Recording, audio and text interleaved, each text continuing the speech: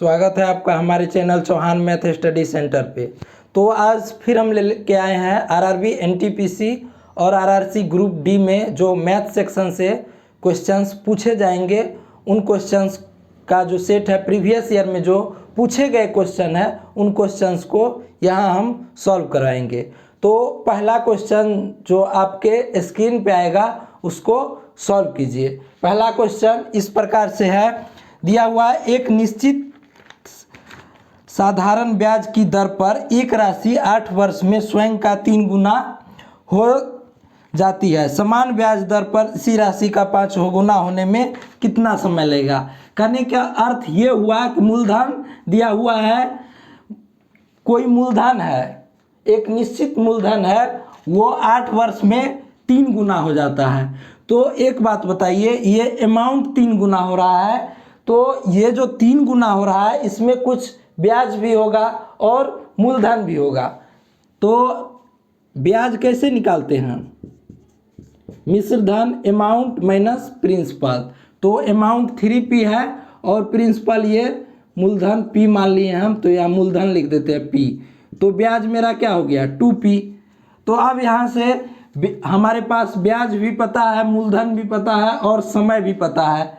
तो यहाँ से रेट R जो रेट परसेंट है वो निकाल सकते हैं, सिंपल्स निकाल सकते हैं। तो आपको पता होगा साधारण ब्याज का जो फॉर्मूला होता है, तो ब्याज बराबर क्या होता है, ब्याज बराबर मूलधन गुना समय गुना दर डिवाइडेड बाय 100। तो ब्याज अभी निकाले 2P, यहाँ लिखते हैं 2P बराबर मूलधन P है और समय 8 है और रेट हमको फाइंड आउट करना है डिवाइडेड बाई 100। तो यहाँ से P कैंसिल हो गया और 4 दूना 8, 25 चौका 100, 2 से 2 कैंसिल हो गया। तो R जो भी निकलेगा ये प्रतिशत में निकलेगा 25%। R मेरा निकल गया 25%। अब क्वेश्चन आगे पढ़िए क्या दिया हुआ है। समान ब्याज दर पर इसी राशि का 5 गुना होने में कितना समय लगेगा। तो बताइए, अब इससे आगे हम यहाँ तक आप लिख लीजिए। अब इससे आगे हम इरेज कर रहे हैं। मूलधन मेरा वही है, समय मांग रहा है, टाइम क्या होगा।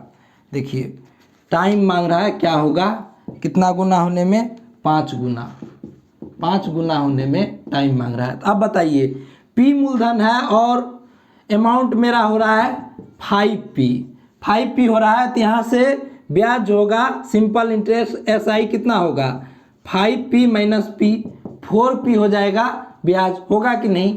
ये जो 5 गुना मूलधन हो रहा है वो क्यों हो रहा है, उसमें कुछ ना कुछ ब्याज ऐड हो रहा होगा, तो ही ये 5 गुना हो रहा है। तो आप बताइए SI 4P। अब देखिए रेट पता है और मूलधन पता है और सिंपल इंटरेस्ट पता है, तो टाइम आराम से निकल जाएगा। SI बराबर अभी बताए हैं 4P इक्वल टू हो जाएगा P इंटू R कितना है 25 इंटू टाइम हमको निकालना है डिवाइडेड बाई 100।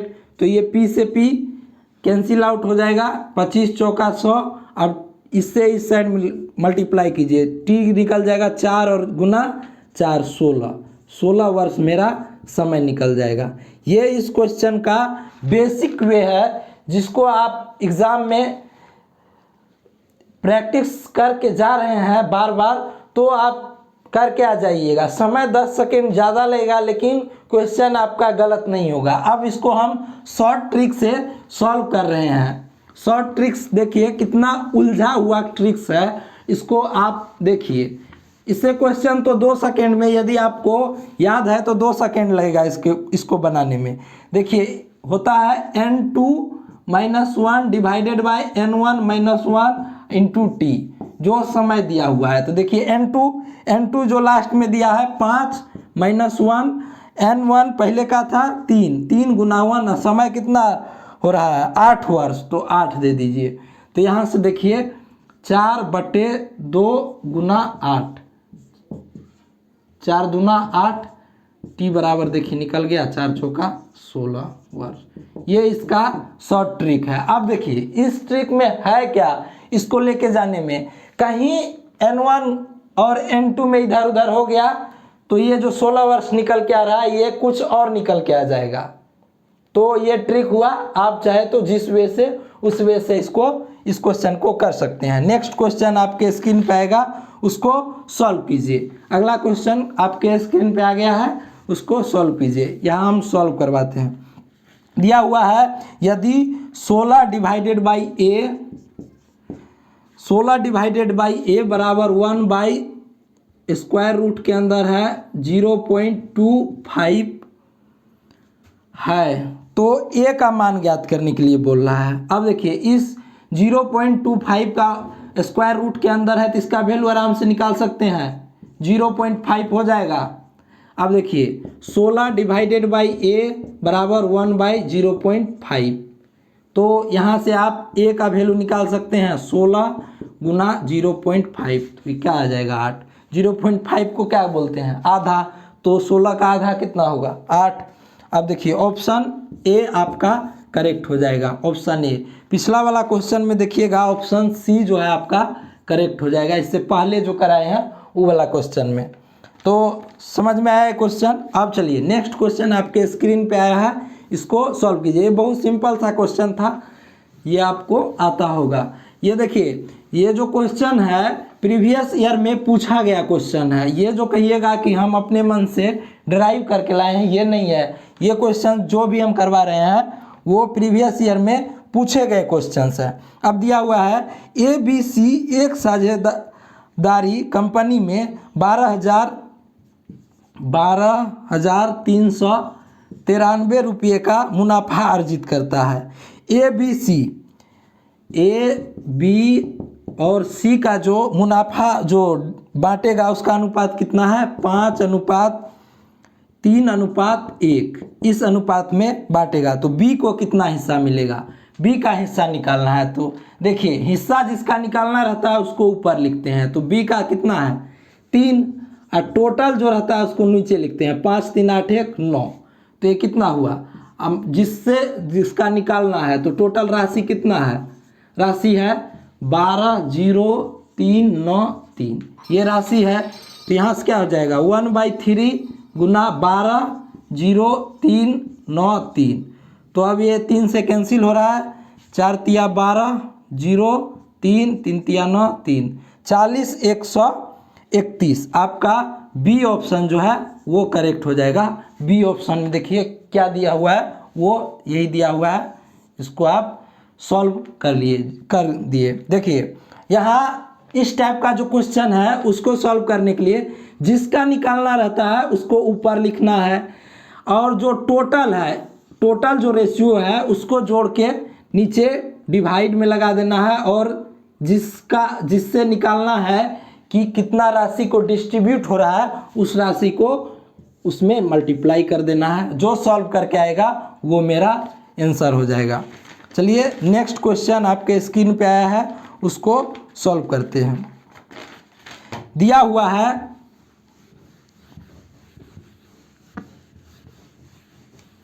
दो संख्याओं का HCF 24 है, यानी कि महत्तम समापवर्तक HCF 24 है, और LCM जो दिया हुआ है, LCM दिया हुआ है निम्नलिखित में कौन हो सकता है। अब LCM जो ऑप्शन है आपके पास 118, 114, ए ऑप्शन ए है, बी ऑप्शन 114 है, सी ऑप्शन 128 है, डी ऑप्शन जो है 136 है। अब देखिए LCM पूछ रहा है तो एक कॉन्सेप्ट आपको पता होना चाहिए कि LCM जो होता है हमेशा HCF का मल्टीपल होता है। LCM HCF का हमेशा मल्टीपल होता है। कहने का अर्थ ये हुआ कि LCM में जब भी हम HCF से भाग देंगे तो पूरा वो कैंसिल आउट हो जाएगा। तो अब इन ऑप्शन में आप 24 से डिवाइड करके देखिए कि कौन सा ऑप्शन पूरा कैंसिल आउट हो रहा है। तो ये देखिए ये हो रहा है 118, नहीं हो रहा है 144, ये हो रहा है, तो बी मेरा करेक्ट आंसर हो जाएगा 144। इसके पीछे बी ऑप्शन आपका करेक्ट हो जाएगा 144। इसके पीछे ये कॉन्सेप्ट था कि एचसीएफ जो है एलसीएम से डिवाइड होगा, एलसीएम जो है एचसीएफ से डिवाइड होगा। कहने का अर्थ ये हुआ कि एलसीएम हमेशा एचसीएफ का मल्टीपल होगा। समझ में आया? अब देखिए नेक्स्ट क्वेश्चन आपके स्क्रीन पे आया है, उसको सॉल्व कीजिए। अगला क्वेश्चन जो है आपके स्क्रीन पे दिख रहा है, उसको सॉल्व कीजिए। दिया हुआ है एक दुकानदार अपने सामान पर क्रय मूल्य से 125 रुपया अधिक अंकित करता है और अंकित मूल्य पर 25% की छूट देता है। कुल लाभ या हानि कितना परसेंट का हुआ? चलिए इसको पहले बेसिक से करते हैं, इसके बाद शॉर्ट ट्रिक्स भी हम बताएंगे। सीपी मान लेते हैं, सीपी जो है 100 है, तो वो क्या कर रहा है 25% जो है अधिक अंकित कर रहा है, तो कितना हो गया? मार्क प्राइस कितना हो गया? 125 हो गया। 100 का 25% 25 ही होगा, क्योंकि हम कोई चीज़ 100 पे ही परसेंट होता है, जितना 100 पे प्रतिशत जो है हमेशा 100 पे कैलकुलेट होता है, तो ये हमें परसेंट 25% इंक्रीज करेंगे 100 का, तो 125 होगा। आगे पढ़िए क्वेश्चन में क्या दिया हुआ है।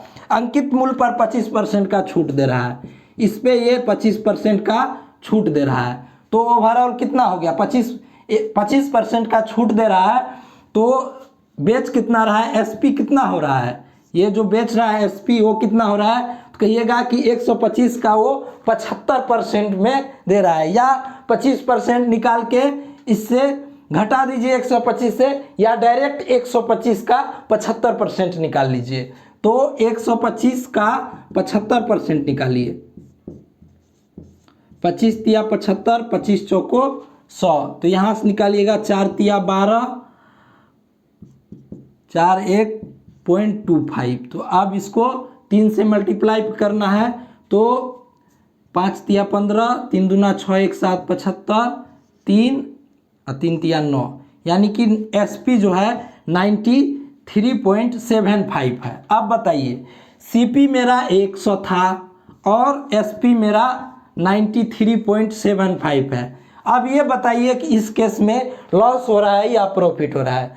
तो आप कहिएगा कि सीपी हम खरीदे 100 में और बेच रहे हैं 93.75 रुपया में, तो ओवरऑल सीपी जो है एसपी से अधिक है। तो कहने का अर्थ ये हुआ कि यहाँ लॉस हो रहा है। तो लॉस कितना का हो रहा है? तो सीपी में से एसपी घटा दीजिए, लॉस वाला केस में क्रय मूल्य में से विक्रय मूल्य घटा दीजिए, तो वही हो जाएगा 100 में से 93.75 घटाइए, तो ये 6.25। ये क्या हो रहा है? लॉस हो रहा है। प्रतिशत क्यों प्रतिशत में निकला? क्योंकि हम 100% पे ही ये कर रहे थे, तो ये देखिए लॉस होगा 20। बी ऑप्शन आपका करेक्ट हो जाएगा 7.25% का। ये इस क्वेश्चन का करने का बेसिक तरीका है। अब देखिए इसका शॉर्ट वे देखिए।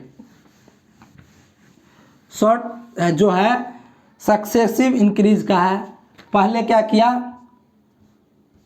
पहले 25% बढ़ाया, फिर 25% घटाया, फिर जो है 25% का डिवाइडेड बाय 100 कर दीजिए, तो ये तो कैंसिल हो गया। ये हो जाएगा 625/100, तो हो गया 6.25% का लॉस। ये हो जाएगा माइनस में आएगा, माइनस हो जाएगा -25 + 25 मल्टीप्लाई कीजिएगा माइनस में, तो ये माइनस में आएगा 6.25%। तो कहने का अर्थ क्या हुआ? माइनस में दिखा रहा है, इसका अर्थ ये हुआ कि लॉस हो रहा है। कैसे? देखिए पहले 25% घटाया तो प्लस में लिए, फिर 25% घटाया माइनस में लिए, पहले 25% बढ़ा रहा है प्लस में लिए, फिर 25% घटा रहा है माइनस में लिए, तो -625 डिवाइडेड बाय 100 -6.25% आ रहा है।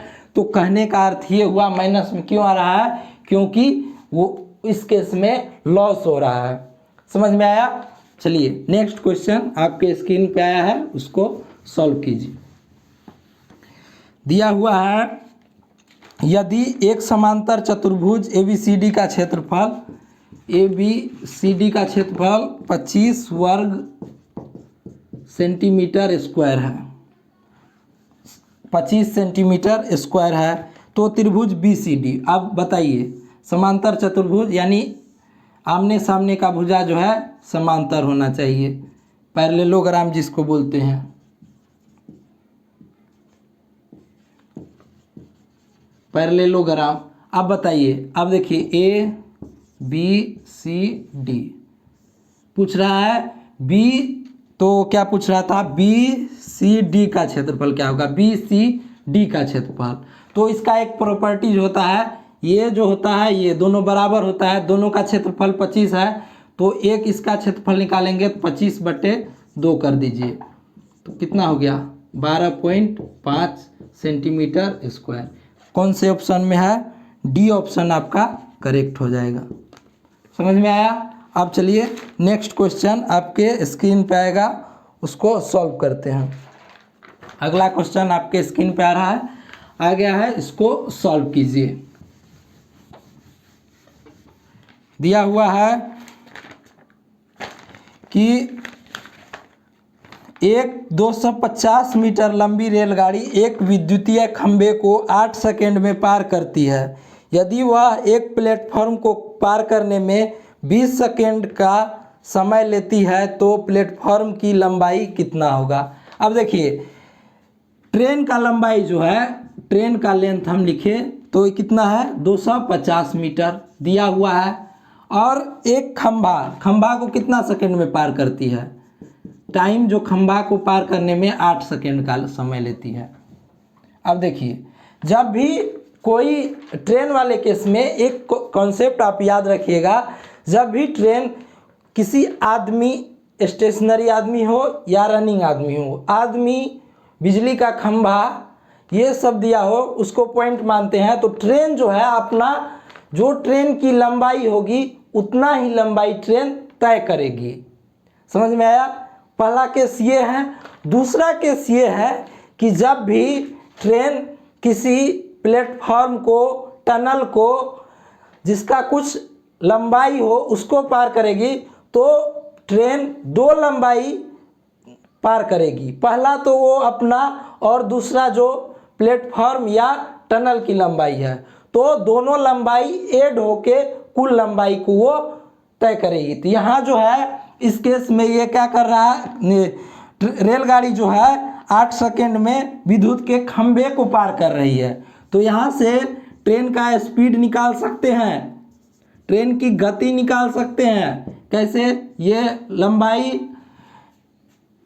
इतना ही लंबाई तय किया होगा 8 सेकंड में, तो 250/8, तो ये हो जाएगा 125/4। ये किस में आएगा, मीटर पर सेकेंड में, मीटर और ये सेकेंड था तो मीटर पर सेकेंड में आया। तो पूछ रहा है कि एक प्लेटफॉर्म को पार करने में 20 सेकेंड का टाइम लेती है। तो प्लेटफॉर्म को पार करेगी तो ट्रेन का लेंथ अपना होगा और प्लेटफॉर्म का लेंथ होगा, दोनों का लेंथ होगा। तो अब बताइए इस दोनों का लेंथ कैसे निकालेंगे। तो जो ट्रेन की स्पीड होगी 125 और समय कितना लग रहा है इसको पार करने में 20 सेकेंड का, तो ये सेकेंड हो गया। तो ट्रेन का लेंथ हमको पता था 250 मीटर और प्लेटफॉर्म का लेंथ निकालना था, तो ये हो जाएगा 25 चौका 5 चौका 20, तो ये हो जाएगा 5 से करेंगे 500 100 यानी कि 625 हो जाएगा, ये 625 हो जाएगा। अब देखिए प्लेटफॉर्म का लेंथ निकालेंगे तो 625 में से 250 घटाइए तो 5 11 5 और ये हो गया, तो यहाँ से निकल जाएगा 375 मीटर। यही मेरा ट्रेन का लेंथ, ये प्लेटफॉर्म का जो लेंथ होगा। ऑप्शन ए आपका करेक्ट हो जाएगा। इसमें कुछ नहीं था, बस था क्या कि आपको एक कॉन्सेप्ट पता होता कि पोल वाले केस में क्या करते हैं और प्लेटफॉर्म वाले केस में क्या करते हैं, तो क्वेश्चंस आराम से आप सॉल्व कर सकते थे। इस टाइप का जो क्वेश्चन है आपका एग्ज़ाम चाहे आरआरबी एनटीपीसी हो या फिर ग्रुप डी हो, उनमें बहुत बार पूछे गए हैं।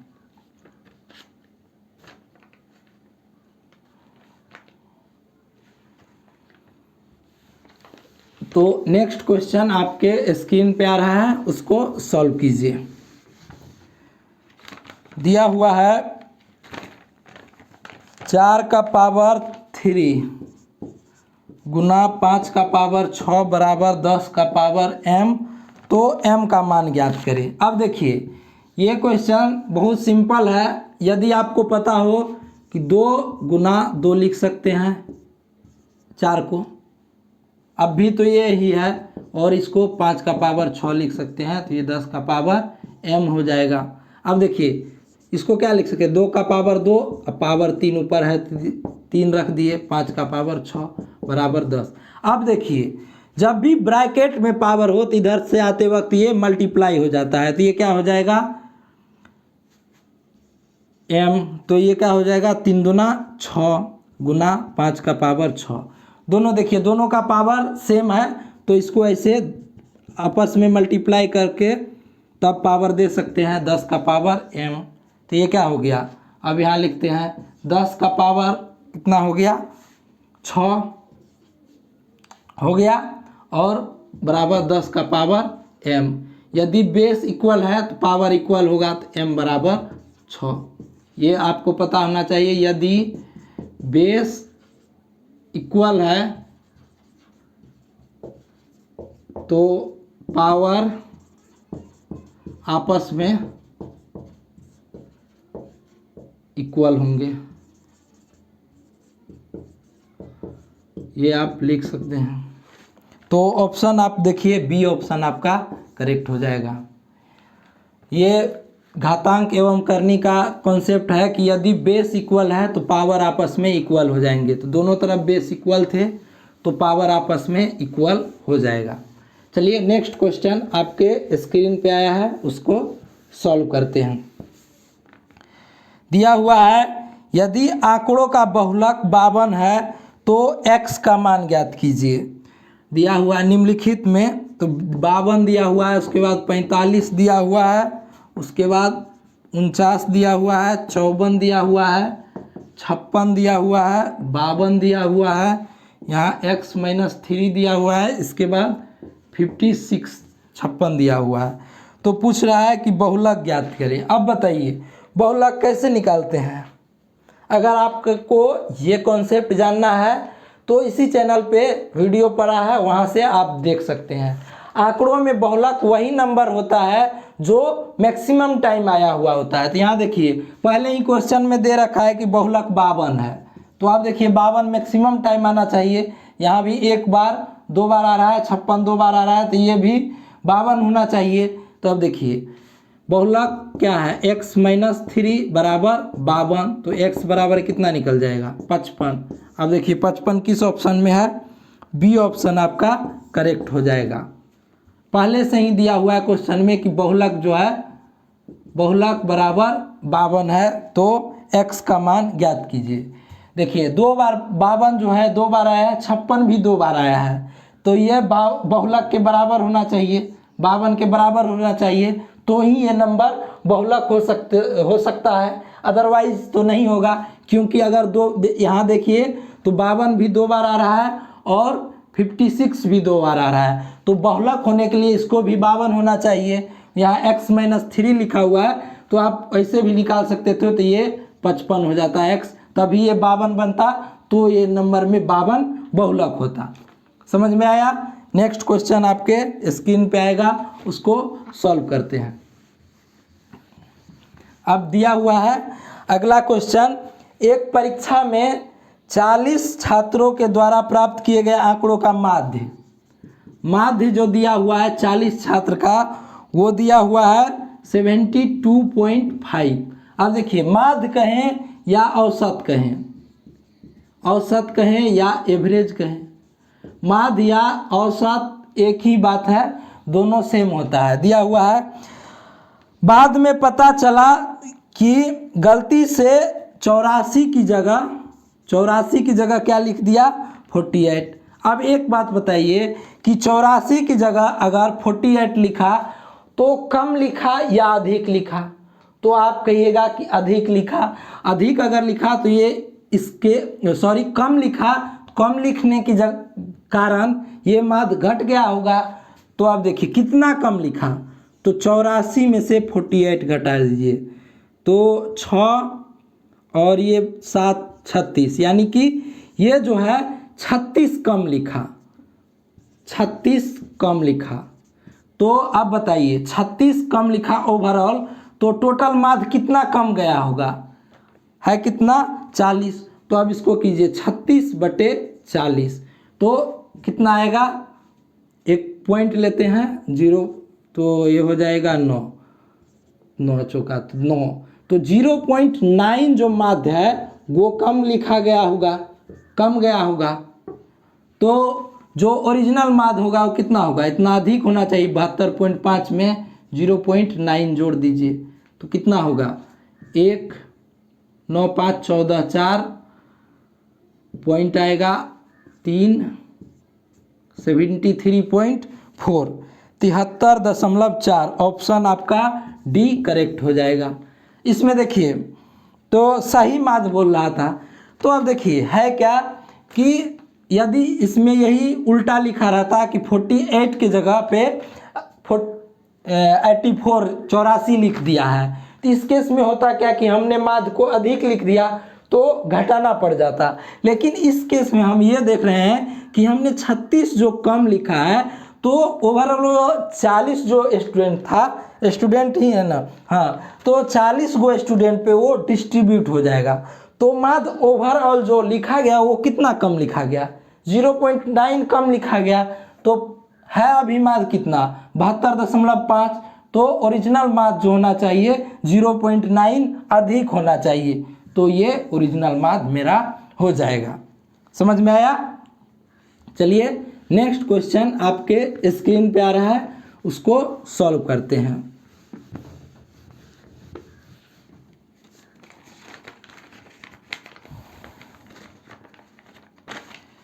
दिया हुआ है कि 8 पूर्णांक 1/3 गुना 4 पूर्णांक 1/5 डिवाइडेड बाई 5 पूर्णांक 1/4 को सरल करें। तो अब देखिए इसको mix fraction math proper fraction में बना लेते हैं। तो ये क्या हो, 8 × 24 1 25/3, ये गुना का सिंबल है, 5 चौका 20 1 21/5, और इसको मिक्स फ्रैक्शन में से प्रॉपर फ्रैक्शन में करेंगे, 5 चौका 20 1 21/4। अब देखिए ये हो जाएगा 25/3 गुना 21/5, और यदि डिवाइड करना है तो पलट के मल्टीप्लाई कर देते हैं 21।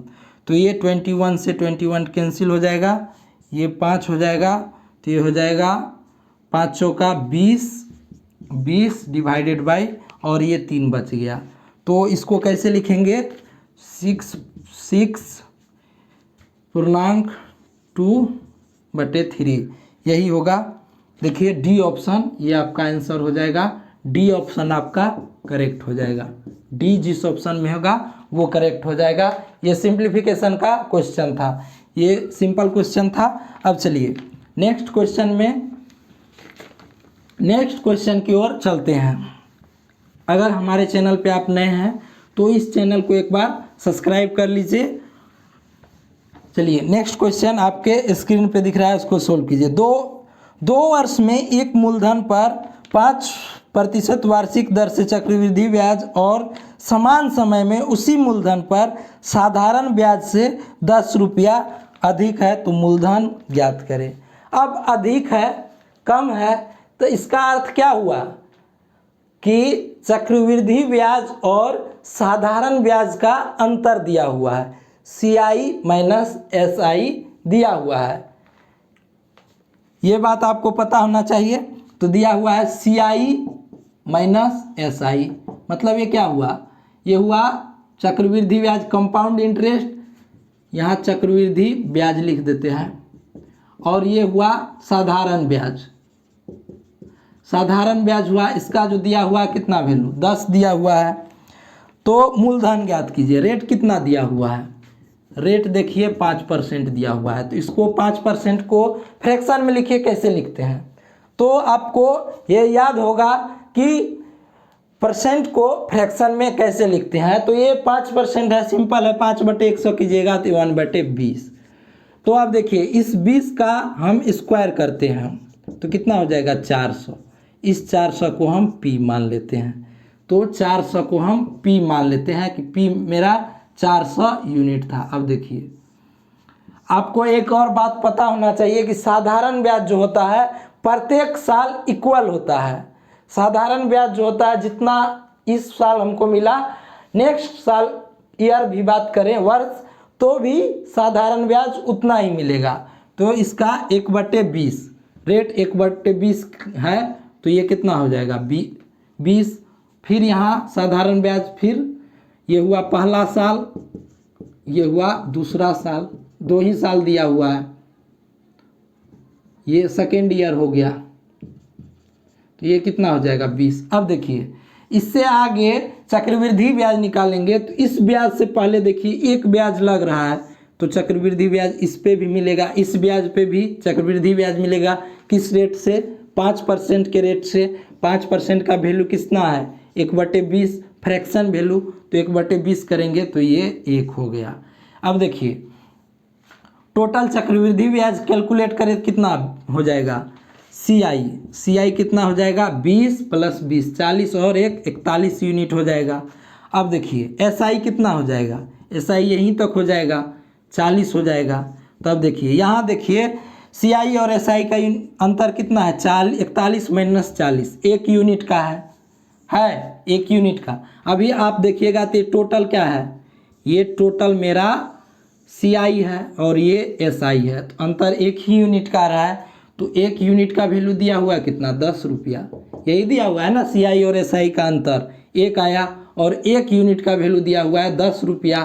तो हमसे पूछ क्या रहा है मूलधन है कितना 400 यूनिट, तो 400 यूनिट का वैल्यू कितना हो जाएगा 400 × 10, तो 4000 मेरा मूलधन हो जाएगा। यही हमसे पूछ रहा था। तो ऑप्शन देखिए C ऑप्शन आपका करेक्ट हो जाएगा, C ऑप्शन।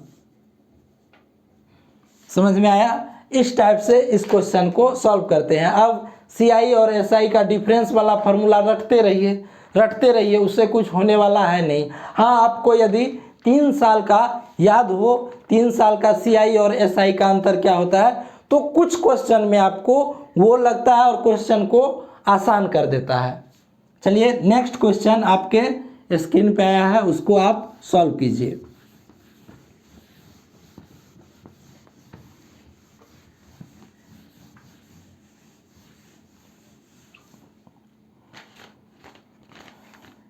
दिया हुआ है A और B की आयु का अनुपात 1:2 है, यानी A अनुपात B 1:2 है, तो यानी कि वर्तमान ये है।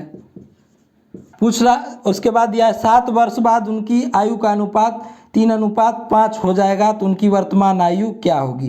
तो अब देखिए पहले जो है ना, इसको हम बेसिक से करते हैं। यदि आपको ट्रिक क्वेश्चन में स्किप कर गया तो आप बेसिक से कर सकते हैं। तो 1x / 2x। अब भी देखिए रेशियो सेम है और बोल रहा है 7 वर्ष बाद, तो इसमें 7 वर्ष बाद है तो 7 वर्ष ऐड हो जाएगा। अनुपात हो कितना जाएगा, अब ये देखिए ये रेशियो नहीं रहा, ये इनके उम्र का अनुपात हो गया। अब देखिए तो हो कितना रहा 3/5। अब क्रॉस मल्टीप्लाई कीजिए तो ये हो जाएगा 5x + 35, ये हो जाएगा 6x + 21। तो आप यहाँ से x निकाल सकते हैं कितना 5x - 6x = 21 - 35, तो ये आ जाएगा -x बराबर कितना हो जाएगा 35। तो 4 14 -14 माइनस से माइनस कैंसिल हो गया, तो x बराबर 14 निकल के आया। तो पूछ रहा है उनकी वर्तमान आयु कितना होगा, तो वर्तमान आयु कितना था यहाँ लिखते हैं। वर्तमान आयु जो था वो था 1x A का और B का था 2x, तो x का वैल्यू 14 निकला, तो A का वर्तमान आयु कितना हो जाएगा 1 × 14 हो गया, और B का वर्तमान आयु 2x 2 × 14 28 हो गया। 14 और 28 ये आप देखिए A ऑप्शन में दिख रहा है, ये मेरा करेक्ट आंसर हो जाएगा। यानी ए और बी का जो आयु होगा, एक का 14 होगा, एक का 28 होगा। ऐसे भी आपको दिख रहा है कि 1:2 में है, तो यहाँ ऑप्शन में तो ऐसे सभी डबल करके दे रखा है, तो हमको सॉल्व करना पड़ गया। नहीं अदरवाइज एक ही ऑप्शन में दिखता कि 2 गुना है तो हम बनाते भी नहीं, वहाँ से मार देते ऑप्शन से, ए ऑप्शन। लेकिन सभी ऑप्शन में आप देखिए डबल करके दे रखा है। अब चलिए इसका हम शॉर्ट वे जो है वो बताते हैं, आपका ट्रिक्स जिसको आप बोलते हैं। आसान है ट्रिक्स से, लेकिन अगर आपको ट्रिक्स एग्ज़ाम में जाते जाते भूल गए तब क्या होगा, क्वेश्चन छूट जाएगा। दिया हुआ है अनुपात क्या है, पहले 1:2 वर्तमान जो है ए और बी का। उसके बाद देखिए 7 वर्ष बाद हो कितना जा रहा है, 3:5। यहाँ देखिए कितना बढ़ रहा है 2, यहाँ कितना बढ़ रहा है 3, लेकिन 7 वर्ष दोनों का तो 7 ही वर्ष बढ़ा है कि नहीं बढ़ा है, दोनों का 7 वर्ष भी बढ़ा है, लेकिन रेशियो में मेरा डिफरेंस हो रहा है। तो अब इस डिफरेंस को पहले हमको मिनिमाइज करना है। अगर इस दोनों का डिफरेंस इक्वल होता तो हम बना सकते थे। तो पहले ये समझते हैं कि ये डिफरेंस को हटाते कैसे हैं, बराबर कैसे करते हैं। तो यहाँ देखिए इस दोनों का अंतर कितना है 2 यूनिट, इसका अंतर कितना है 1, तो 1 से इसको मल्टीप्लाई कर दीजिए, इस रेशियो को 1 से मल्टीप्लाई कर दीजिए और इस रेशियो को 2 से मल्टीप्लाई कर दीजिए। तो इधर लिखते हैं तो A/B, तो 2 से मल्टीप्लाई करेंगे तो 2:4 हो जाएगा, और इसको 1 से मल्टीप्लाई करेंगे 3:5 हो जाएगा। अब देखिए यहाँ से आने में 1 का बढ़ रहा है और यहाँ से यहाँ आने में 1 बढ़ रहा है। अब देखिए 7 वर्ष में दोनों समान यूनिट से बढ़ रहे हैं। उम्र जो बढ़ेगा दोनों का 7 वर्ष, तो ऐसा थोड़ी है कि समय जो बढ़ेगा तो किसी का 7 वर्ष बढ़ा तो उसका 8 वर्ष हो जाएगा, नहीं। उम्र का जो अंतर होता है, अंतर जो होता है हमेशा आप आज लीजिए या 10 वर्ष पहले लीजिए, दोनों सेम होता है। आप एक बात बताइए, आपके भाई का उम्र आपसे 5 साल छोटा है, तो आज से 10 साल बाद वो क्या होगा, आपसे 5-6 साल छोटा हो जाएगा कि 5 ही साल छोटा होगा। तो चलिए, तो यहाँ दिया हुआ है तो 1 यूनिट देखिए, 1 यूनिट में कितना वर्ष बढ़ रहा है 7 वर्ष, तो ये वर्तमान है। वर्तमान कितना है, वर्तमान मेरा 1 है, 2 यूनिट में कितना बढ़ेगा, 1 यूनिट में बढ़ रहा है 7 वर्ष, तो 2 यूनिट में 14 वर्ष। अब एक बात आप याद रखिएगा कि अब इस रेशियो का हमको यूज नहीं करना है, यूज जो करना है जो हम मॉडिफाई किए हैं उस रेशियो का हमको यूज करना है। तो 2 यूनिट का 14, तो 2 किसका था ए का, और बी का कितना है 4, तो 7 से मल्टीप्लाई कीजिए 2, तो कितना हो जाएगा 4 से, तो 28 वर्ष हो जाएगा। यानी कि अब इस रेशियो को हमको नहीं लेना था, रेशियो जो हम मॉडिफाई किए उस रेशियो को उठाना था। देखिए पहले हम यहाँ चेक किए कि डिफरेंस इक्वल है कि नहीं है, तो हम देखे कि दोनों का जो है डिफरेंस इक्वल नहीं है। तो इक्वल करने के लिए इसके डिफरेंस से इसमें मल्टीप्लाई और इसके डिफरेंस से इसमें मल्टीप्लाई कर देंगे तो मेरा डिफरेंस इक्वल हो जाएगा। समझ में आया? चलिए, ये था ट्रिक, उलझा हुआ ट्रिक। अब नेक्स्ट क्वेश्चन आपके स्क्रीन पे आएगा, उसको सॉल्व करते हैं। नेक्स्ट क्वेश्चन आपके स्क्रीन पे आया है, उसको सॉल्व कीजिए। शायद आपका ये लास्ट क्वेश्चन था, आखिरी क्वेश्चन था। तो आज हम जो भी क्वेश्चन यहाँ आपको सॉल्व करवाए वो प्रीवियस ईयर में पूछे गए क्वेश्चन हैं। अगर आप कहिएगा कि ये क्वेश्चन हम रुक्मणी प्रकाशन का प्लेटफॉर्म का जो प्रैक्टिस सेट आता है उससे जो भी इम्पोर्टेंट क्वेश्चन था उस क्वेश्चन को यहाँ हम लिए, वो प्रीवियस ईयर में पूछे गए क्वेश्चंस थे।